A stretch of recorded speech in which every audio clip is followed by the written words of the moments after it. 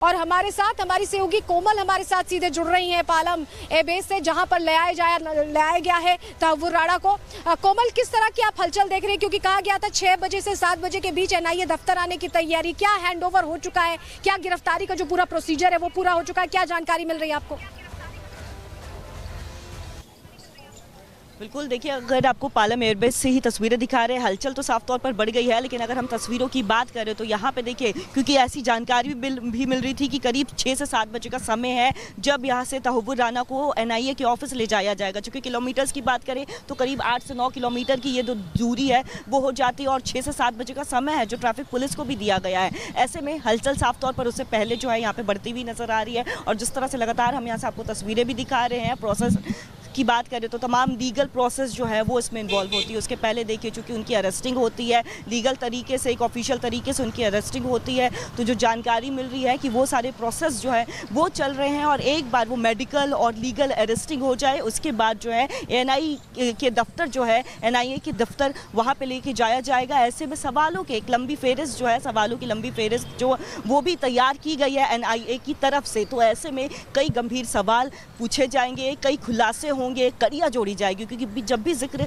26 से 11 का होता है लोगों की आंखें पूरी तरह से गमगीन हो जाती है। तमाम सवाल जो है लोग भी पूछते हैं कि आखिर इतने बड़े शहर में इस तरह से धमाका हो जाता है, उसका मास्टरमाइंड। लगातार लोगों की भी ये मांग थी, जो जिनके घर वाले शहीद हो गए थे उनकी ये मांग थी कि इसे पकड़ा जाए, इसके मास्टरमाइंड। ठीक है कोमल, जरा हम तस्वीर यहाँ एनआईए दफ्तर की दिखाना चाह रहे हैं, आपके पास हम वापस लौट रहे हैं। देखिए, यहाँ पर सुरक्षा और कड़ी की जा रही है, जरा तस्वीर दिखा दीजिए।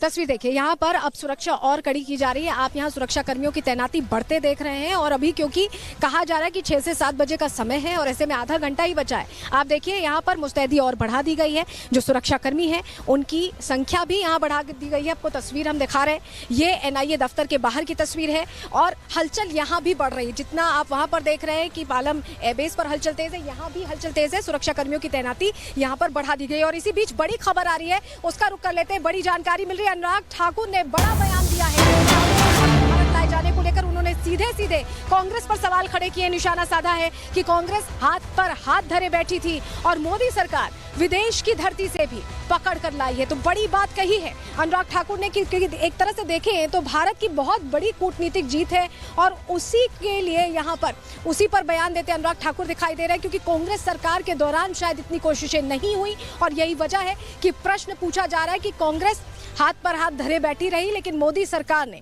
यह संभव कर दिया है कि आतंकी को अमेरिका से भारतीय धरती पर ले आया जा रहा है, जहां पर उसका हिसाब करने की पूरी तैयारी। अनुराग ठाकुर ने क्या कुछ कहा है, सुनिए उन्हें।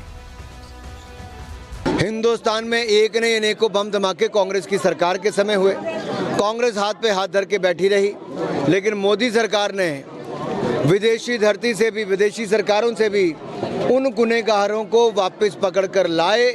अब हमारे हिंदुस्तान के कोर्ट उनको सजा सुनाएंगे और ऐसे लोग जिनको फांसी मिलनी चाहिए उनको फांसी के तख्ते तक पहुंचाएंगे। फर्क इतना ही है, कांग्रेस के समय बम धमाके होते थे, मोदी सरकार में बम धमाके करने वालों को पकड़ा जाता है और उनके खिलाफ कड़ी कार्रवाई की जाती है। कांग्रेस हाथ पे हाथ धर के बैठी थी, हमने हाथ लंबे करके विदेशों से उनको खींच कर लाए।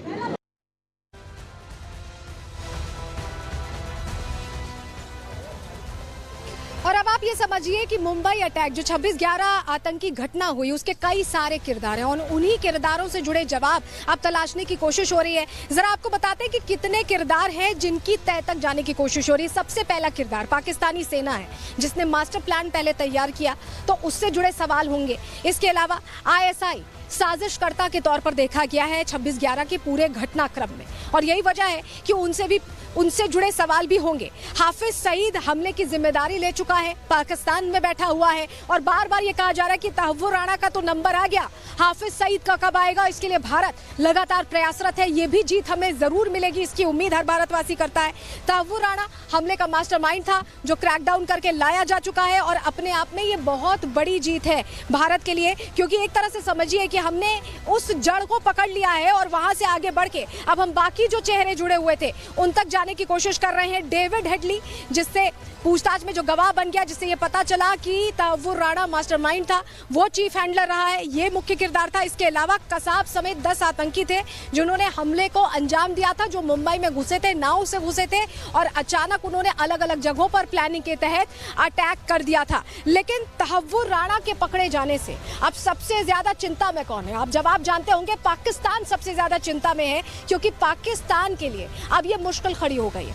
अब पाकिस्तान जो ग्लोबल मंचों पर ये कहता रहता था कि उनका कोई लेना देना नहीं है, जो विक्टिम कार्ड प्ले करता रहता था, अब वो पाकिस्तान, उसके अधिकारी, उसके आईएसआई ऑफिसर्स, हर कोई एक्सपोज होने वाला है। रिपोर्ट इसी से जुड़ी आपको दिखा रहे हैं।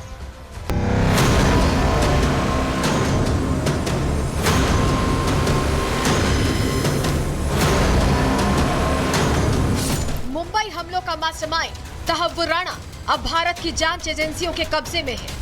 आतंकी राणा के भारत आने से पहले दिल्ली की सिक्योरिटी बढ़ा दी गई है। एनआईए मुख्यालय से लेकर पटियाला हाउस कोर्ट और पालम एयरपोर्ट से लेकर तिहाड़ जेल एरिया को छावनी में तब्दील कर दिया गया। ये सुरक्षा घेरा इसलिए भी जरूरी है क्योंकि भारत के हाथ आतंक का वो जिंदा सबूत लगा है, जिसके दम पर भारत एक बार फिर आतंकिस्तान को ग्लोबल मंचों पर बेनकाब करेगा, लश्कर और आईएसआई की सांठगांठ को दुनिया के सामने रखेगा। पीएम मोदी की कूटनीति की वजह से पाकिस्तान पहले ही ग्लोबल प्लेटफॉर्म पर बेइज्जत हो चुका है और अब तहव्वुर राणा के प्रत्यर्पण ने आतंकिस्तान, हाफिज सईद और आईएसआई की नींद उड़ा दी है, क्योंकि तहव्वुर आतंक का वो मोहरा है जिसके एक एक कबूलनामे से आतंक परस्त बेनकाब हो जाएंगे। मुंबई 26/11 आतंकी हमले के तार जिस कदर पाकिस्तान से जुड़े थे, ये समझने के लिए पहले इस हमले के किरदारों को समझना होगा। इस हमले की प्लानिंग तहव्वुर राणा और डेविड हेडली कर रहे थे। पाकिस्तान से इनका संपर्क साजिद मीर था, जो लश्कर तैयबा का बड़ा कमांडर और हाफिज सईद का करीबी था। सुरक्षा एजेंसियों का दावा है कि पाकिस्तान में हाफिज सईद हमले के लिए major Iqbal, major Sameer Ali, lieutenant colonel Hamza और कर्नल शाह के संपर्क में था और पाकिस्तानी आर्मी के ये नाम सीधे तौर पर आईएसआई के इशारे पर काम कर रहे थे। दावा यह भी है कि आईएसआई तहव्वुर और हेडली को अपने इशारों पर नचा रही थी।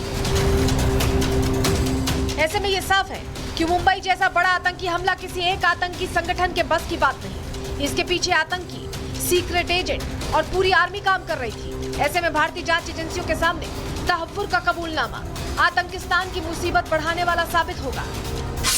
भारतीय खुफिया एजेंसियों के पास आतंकी साजिद मीर का एक ऑडियो भी मौजूद है, जिसमें वो कसाब और उसके साथ आए आतंकियों को हमले के लिए गाइड कर रहा था। भारत ने ये सबूत यूएन में रखकर साजिद मीर को ग्लोबल टेररिस्ट घोषित करने की मांग रखी, लेकिन चीन ने अड़ंगा लगा दी। अमेरिका का दबाव बढ़ा तो पाकिस्तान ने दुनिया को दिखाने के लिए उस पर मुकदमा चलाकर जेल में डाल दिया। ऐसे में तहव्वुर राणा बताएगा कि साजिद मीर, हाफिज सईद और आईएसआई ने कैसे भारत के खिलाफ साजिश रची है। तहव्वुर का हर बयान पाकिस्तान की आतंकी फैक्ट्री की ताबूत का कील साबित होगा। Bureau report, Republic Bharat. और इस बीच बड़ी खबर आ रही है, आपको बताएं दिल्ली के पटियाला हाउस कोर्ट में हलचल तेज हो गई है। कोर्ट के मुख्य गेट पर सुरक्षा बढ़ा दी गई है। गेट के आसपास बैरिकेडिंग की जा रही है। बड़ी जानकारी पटियाला हाउस कोर्ट से मिल रही है, जहां सुरक्षा बढ़ा दी गई है, एहतियातन सुरक्षा बढ़ाई गई है। ये बड़ा अपडेट इस वक्त का आपको बता रहे हैं, जहां पटियाला हाउस कोर्ट में हलचल तेज होते देख आपको बताएं कि बैरिकेडिंग भी बढ़ा दी गई है आसपास के गेट के पास और मुख्य गेट पर सुरक्षा बढ़ाई